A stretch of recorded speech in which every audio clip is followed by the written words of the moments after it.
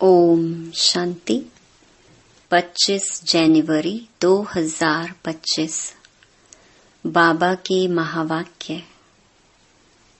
मीठे बच्चे, चुस्त स्टूडेंट बन अच्छे मार्क्स से पास होने का पुरुषार्थ करो। सुस्त स्टूडेंट नहीं बनना। सुस्त वह जिन्हें सारा दिन मित्र संबंधी याद आते हैं। प्रश्न, संगम युग पर सबसे तकदीरवान किसको कहेंगे? उत्तर, जिन्होंने अपना तन मन धन सब सफल किया है व कर रहे हैं, वो हैं तकदीरवान।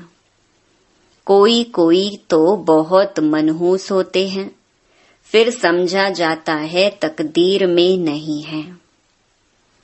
समझते नहीं कि विनाश सामने खड़ा है, कुछ तो कर लें। तकदीरवान बच्चे समझते हैं बाप अभी सम्मुख आया है, हम अपना सब कुछ सफल कर लें। हिम्मत रख, अनेकों का भाग्य बनाने के निमित्त बन जाएं। गीत, तकदीर जगाकर आई हूँ। ओम शांति। यह तो तुम बच्चे तकदीर बना रहे हो। गीता में श्री कृष्ण का नाम डाल दिया है और कहते हैं भगवानुवाच, मैं तुमको राजयोग सिखाता हूँ। अब कृष्ण भगवानुवाच तो है नहीं, यह श्री कृष्ण तो एम ऑब्जेक्ट है। फिर शिव भगवानुवाच कि मैं तुमको राजाओं का राजा बनाता हूँ। तो पहले जरूर प्रिंस कृष्ण बनेंगे, बाकी कृष्ण भगवानुवाच नहीं है। कृष्ण तो तुम बच्चों की एम ऑब्जेक्ट है।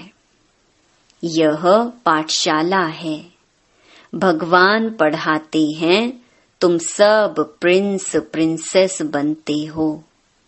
बाप कहते हैं बहुत जन्मों के अंत के भी अंत में मैं तुमको यह ज्ञान सुनाता हूँ, फिर सो श्री कृष्ण बनने लिए। इस पाठशाला का टीचर शिव बाबा है, कृष्ण नहीं।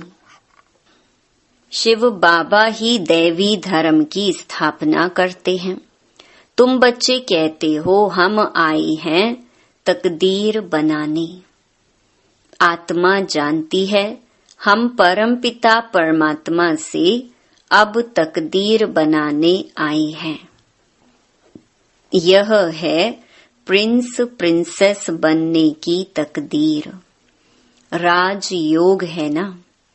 शिव बाबा द्वारा पहले पहले स्वर्ग के 2 पत्ते राधे कृष्ण निकलते हैं। यह जो चित्र बनाया है यह ठीक है, समझाने के लिए अच्छा है। गीता के ज्ञान से ही तकदीर बनती है। तकदीर जगी थी सो फिर फूट गई। बहुत जन्मों के अंत में तुम एकदम तमो प्रधान बैगर बन गए हो। अब फिर प्रिंस बनना है। पहले तो जरूर राधे कृष्ण ही बनेंगे, फिर उन्हों की भी राजधानी चलती है। सिर्फ एक तो नहीं होगा ना। स्वयंवर बाद राधे कृष्ण सो फिर लक्ष्मी नारायण बनते हैं। नर से प्रिंस व नारायण बनना एक ही बात है। तुम बच्चे जानते हो यह लक्ष्मी नारायण स्वर्ग के मालिक थे। जरूर संगम पर ही स्थापना हुई होगी, इसीलिए संगम युग को पुरुषोत्तम युग कहा जाता है। आदि सनातन देवी देवता धर्म की स्थापना होती है, बाकी और सब धर्म विनाश हो जाएंगे। सतयुग में बरोबर एक ही धर्म था। वह हिस्ट्री ज्योग्राफी जरूर फिर से रिपीट होनी है। फिर से स्वर्ग की स्थापना होगी, जिसमें लक्ष्मी नारायण का राज्य था, परिस्तान था। अभी तो कब्रिस्तान है। सब काम चिता पर बैठ भस्म हो जाएंगे। सतयुग में तुम महल आदि बनाएंगे। ऐसे नहीं कि नीचे से कोई सोने की द्वारिका व लंका निकल आएगी। द्वारिका हो सकती है, लंका तो नहीं होगी। गोल्डन एज कहा जाता है राम राज्य को। सच्चा सोना जो था वो सब लूट गया। तुम समझाते हो भारत कितना धनवान था। अभी तो कंगाल है। कंगाल अक्षर लिखना कोई बुरी बात नहीं है। तुम समझा सकते हो सतयुग में एक ही धर्म था, वहां और कोई धर्म हो नहीं सकता। कई कहते हैं यह कैसे हो सकता, क्या सिर्फ देवताएं ही होंगे? अनेक मतांतर हैं, एक न मिले दूसरे से। कितना वंडर है। कितने एक्टर्स हैं। अभी स्वर्ग की स्थापना हो रही है। हम स्वर्गवासी बनते हैं, यह याद रहे तो सदा हर्षित मुख रहेंगे। तुम बच्चों को बहुत खुशी रहनी चाहिए। तुम्हारी एम ऑब्जेक्ट तो ऊंच है ना। हम मनुष्य से देवता स्वर्गवासी बनते हैं। यह भी तुम ब्राह्मण ही जानते हो कि स्वर्ग की स्थापना हो रही है। यह भी सदैव याद रहना चाहिए, परंतु माया घड़ी घड़ी भुला देती है। तकदीर में नहीं है तो सुधरते नहीं। झूठ बोलने की आदत आधा कल्प से पड़ी हुई है, वह निकलती नहीं।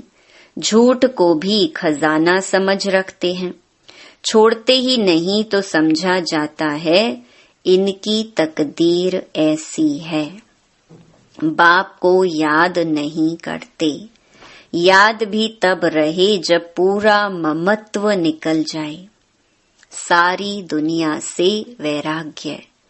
मित्र संबंधियों आदि को देखते हुए जैसे कि देखते ही नहीं। जानते हैं यह सब नरकवासी कब्रिस्तानी हैं। ये सब खत्म हो जाने हैं। अब हमको वापस घर जाना है, इसीलिए सुख धाम शांति धाम को ही याद करते हैं। हम कल स्वर्गवासी थे, राज्य करते थे, वह गंवा दिया है, फिर हम राज्य लेते हैं। बच्चे समझते हैं भक्ति मार्ग में कितना माथा टेकना, पैसे बर्बाद करना होता है। चिल्लाते ही रहते, मिलता कुछ भी नहीं। आत्मा पुकारती है बाबा आओ सुख धाम ले चलो। सो भी जब अंत में बहुत दुख होता है तब याद करते हैं। तुम देखते हो अभी यह पुरानी दुनिया खत्म होनी है। अभी हमारा यह अंतिम जन्म है, इसमें हमको सारी नॉलेज मिली है। नॉलेज पूरी धारण करनी है। अर्थक्वेक आदि अचानक होती है ना। हिंदुस्तान पाकिस्तान के पार्टीशन में कितने मरे होंगे। तुम बच्चों को शुरू से लेकर अंत तक सब मालूम पड़ा है। बाकी जो रहा हुआ होगा वह भी मालूम पड़ता जाएगा। सिर्फ एक सोमनाथ का मंदिर सोने का नहीं होगा, और भी बहुतों के महल मंदिर आदि होंगे सोने के। फिर क्या होता है, कहाँ गुम हो जाते हैं? क्या अर्थक्वेक में ऐसे अंदर चले जाते हैं जो निकलते ही नहीं, अंदर सड़ जाते हैं? क्या होता है? आगे चल तुमको पता पड़ जाएगा। कहते हैं सोने की द्वारिका चली गई। अभी तुम कहेंगे ड्रामा में वह नीचे चली गई, फिर चक्कर फिरेगा तो ऊपर आएगी। सो भी फिर से बनानी होगी। यह चक्र बुद्धि में सिमरण करते बड़ी खुशी रहनी चाहिए। यह चित्र तो पॉकेट में रख देना चाहिए। यह बैज बहुत सर्विस लायक है, परंतु इतनी सर्विस कोई करते नहीं है। तुम बच्चे ट्रेन में भी बहुत सर्विस कर सकते हो, परंतु कोई भी कभी समाचार लिखते नहीं है कि ट्रेन में क्या सर्विस की। 3rd क्लास में भी सर्विस हो सकती है। जिन्होंने कल्प पहले समझा है, जो मनुष्य से देवता बने हैं वही समझेंगे। मनुष्य से देवता गाया जाता है, ऐसे नहीं कहेंगे कि मनुष्य से क्रिश्चियन व मनुष्य से सिख। नहीं, मनुष्य से देवता बने अर्थात आदि सनातन देवी देवता धर्म की स्थापना हुई। बाकी सब अपने अपने धर्म में चले गए। झाड़ में दिखाया जाता है फलाने फलाने धर्म, फिर कब स्थापन होंगे। देवताएं हिंदू बन गए, हिंदू से फिर और धर्म में कन्वर्ट हो गए। वह भी बहुत निकलेंगे जो अपने श्रेष्ठ धर्म कर्म को छोड़ दूसरे धर्मों में जाकर पड़ी हैं। वह निकल आएंगे, पीछे थोड़ा समझेंगे, प्रजा में आ जाएंगे। देवी देवता धर्म में सब थोड़े ही आएंगे, सब अपने अपने सेक्शन में चले जाएंगे। तुम्हारी बुद्धि में ये सब बातें हैं, दुनिया में क्या क्या करते रहते हैं। अनाज के लिए कितना प्रबंध रखते हैं, बड़ी बड़ी मशीनें लगाते हैं, होता कुछ भी नहीं है। सृष्टि को तमो प्रधान बनना ही है, सीढ़ी नीचे उतरनी ही है। ड्रामा में जो नोंद है वह होता रहता है। फिर नई दुनिया की स्थापना होनी ही है। साइंस जो अभी सीख रहे हैं, थोड़े वर्ष में बहुत होशियार हो जाएंगे, जिससे फिर वहाँ बहुत अच्छी अच्छी चीजें बनेंगी। यह साइंस वहाँ सुख देने वाली होगी। यहाँ सुख तो थोड़ा है, दुख बहुत है। इस साइंस को निकले कितने वर्ष हुए हैं। आगे तो यह बिजली गैस आदि कुछ नहीं था, अभी तो देखो क्या हो गया है। वहाँ तो फिर सीखे सिखाए चलेंगे, जल्दी जल्दी काम होता जाएगा। यहाँ भी देखो मकान कैसे बनते हैं, सब कुछ रेडी रहता है। कितनी मंजिल बनाते हैं, वहाँ ऐसे नहीं होगा। वहाँ तो सबको अपनी अपनी खेती होती है, टैक्स आदि कुछ नहीं पड़ेगा। वहाँ तो अथाह धन होता है, जमीन भी ढेर होती है। नदियाँ तो सब होंगी, बाकी नाले नहीं होंगे जो बाद में खोदे जाते हैं। बच्चों को अंदर में कितनी खुशी रहनी चाहिए। हमको डबल इंजन मिली हुई है। पहाड़ी पर ट्रेन को डबल इंजन मिलती है। तुम बच्चे भी उंगली देते हो ना। तुम हो कितने थोड़े, तुम्हारी महिमा भी गाई हुई है। तुम जानते हो हम खुदाई खिदमतगार हैं, श्रीमत पर खिदमत सेवा कर रहे हैं। बाबा भी खिदमत करने आए हैं। एक धर्म की स्थापना अनेक धर्मों का विनाश करा देते हैं। थोड़ा आगे चलकर देखेंगे, बहुत हंगामे होंगे। अभी भी डर रहे हैं, कहाँ लड़कर बॉम्ब्स ना चला दें। चिंगारी तो बहुत लगती रहती हैं, घड़ी घड़ी आपस में लड़ते रहते हैं। बच्चे जानते हैं पुरानी दुनिया खत्म होनी ही है, फिर हम अपने घर चले जाएंगे। अभी 84 का चक्कर पूरा हुआ है, सब इकट्ठे चले जाएंगे। तुम्हारे में भी थोड़े हैं जिनको घड़ी घड़ी याद रहती है। ड्रामा अनुसार चुस्त और सुस्त दोनों ही प्रकार के स्टूडेंट हैं। चुस्त स्टूडेंट अच्छी मार्क्स से पास हो जाते हैं। सुस्त जो होगा उनका तो सारा दिन लड़ना झगड़ना ही होता रहता है। बाप को याद नहीं करते। सारा दिन मित्र संबंधी ही बहुत याद आते रहते हैं। यहाँ तो सब कुछ भूल जाना होता है। हम आत्मा हैं, यह शरीर रूपी दुम लटका हुआ है। हम कर्मातीत अवस्था को पा लेंगे, फिर यह दुम छूट जाएगा। यही फिक्र है। कर्मातीत अवस्था हो जाए तो यह शरीर खत्म हो जाए, हम श्याम से सुंदर बन जाएं। मेहनत तो करनी है ना।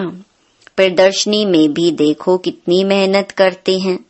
महेंद्र जो भोपाल के हैं, महेंद्र भाई ने कितनी हिम्मत दिखाई है। अकेला कितनी मेहनत से प्रदर्शनी आदि करते हैं। मेहनत का फल भी तो मिलेगा ना। एक ने कितनी कमाल की है, कितनों का कल्याण किया है। मित्र संबंधियों आदि की मदद से ही कितना काम किया है। कमाल है। मित्र संबंधियों को समझाते हैं, यह पैसे आदि सब इस कार्य में लगाओ, रखकर क्या करेंगे। सेंटर भी खोला है हिम्मत से, कितनों का भाग्य बनाया है। ऐसे 5-7 निकले तो कितनी सर्विस हो जाए। कोई कोई तो बहुत मनहूस होते हैं, फिर समझा जाता तकदीर में नहीं है। समझते नहीं विनाश सामने खड़ा है, कुछ तो कर ले। अभी मनुष्य जो दान करेंगे, ईश्वर अर्थ कुछ भी मिलेगा नहीं। ईश्वर तो अभी आया है स्वर्ग की राजाई देने। दान पुण्य करने वालों को कुछ भी मिलेगा नहीं। संगम पर जिन्होंने अपना तन मन धन सब सफल किया है, वह कर रहे हैं, वह हैं तकदीरवान। परंतु तकदीर में नहीं है तो समझते ही नहीं। तुम जानते हो वह भी ब्राह्मण है, हम भी ब्राह्मण हैं। हम हैं प्रजापिता ब्रह्मा कुमार कुमारियां। इतने ढेर ब्राह्मण, वह हैं कुख वंशावली। तुम हो मुख वंशावली। शिव जयंती संगम पर होती है। अब स्वर्ग बनाने लिए बाप मंत्र देते हैं, मन मना भव।